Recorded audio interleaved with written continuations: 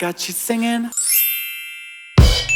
Hi guys! Welcome back sa aking YouTube channel. So this is Tudor Benz, and for today, we will be making pancake. So tuturuan ko kanyo kung paano gawin ang pancake. At meron ako dito na prepare ng mga ingredients.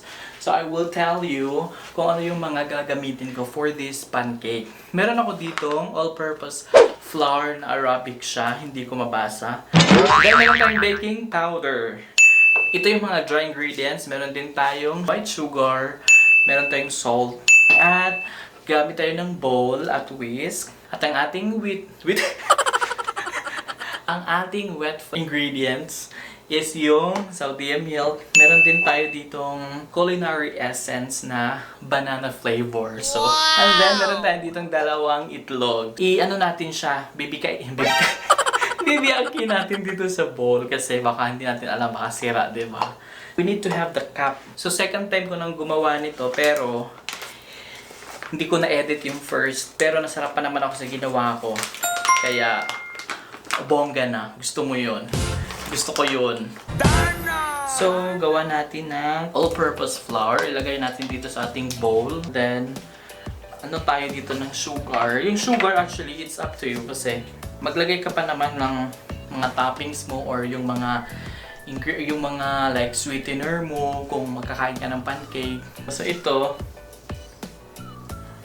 mga tatlo lang para hindi siya masyadong matamis.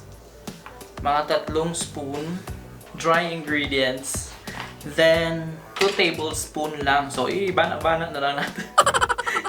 I-estimate na lang natin dyan. Oh, yan. Wow.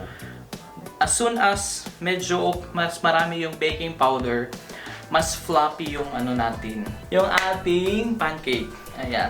So, i-mix lang natin muna itong ating dry ingredients. So,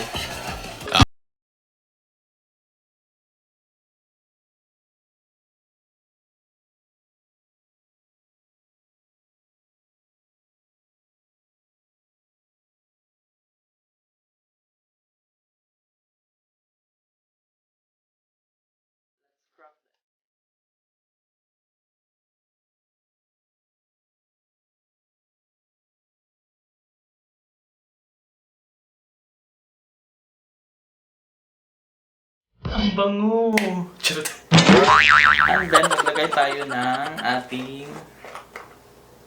milk. Kaya ganito yung ginawa ko para malaman natin guys. Pag ginawa kong ganito, kasi actually dapat i-mix mo muna yung wet sa separate bowl.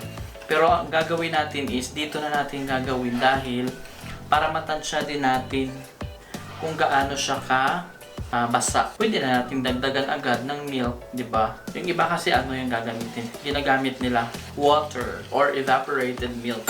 Sa akin is whole milk. Kasi yun ang nabili ko. Ganon din ba kayo? Ano lang, yung parang ano yung available sa ano?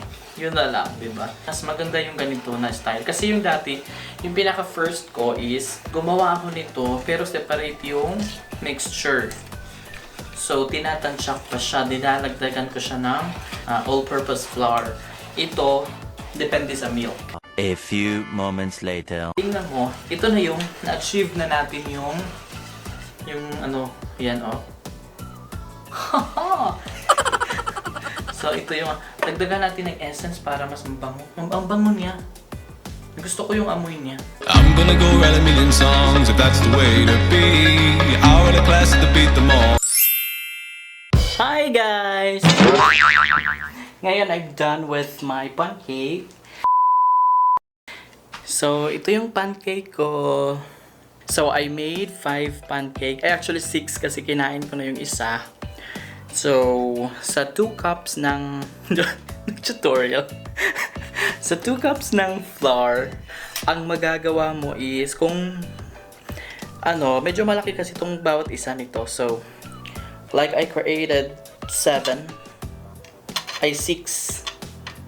Yeah, 6. 6 pancakes. Kinain ka na yung isa. Masarap naman siya, pero I need to put some like so I need to put some like Nutella.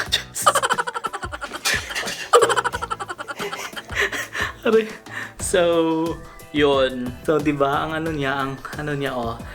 Oh, yan. Tapos, kung pisain mo, oh, floppy siya, day. O, di ba, achieve? Masarap siya. Good for breakfast. Lakas maka-McDonald's. Ayan guys, thank you for watching. I hope that you enjoy and you learn something out from this video. Then, please do consider subscribing my channel. Tulungan nyo naman po ako makapag 1,000 dito sa channel na. Thank you guys for watching. Bye! I didn't think it'd be this hard to go and try to let you down. At first for sure we saw forever and the distance, but the path of least resistance is the one where I don't see you anymore. And yes, I'm sure about my choices. I don't need you to take me home. And though for sure the bed is warmer by your side, oh please believe me babe, I've tried. You're not the one I thought that you were gonna be. I got you singing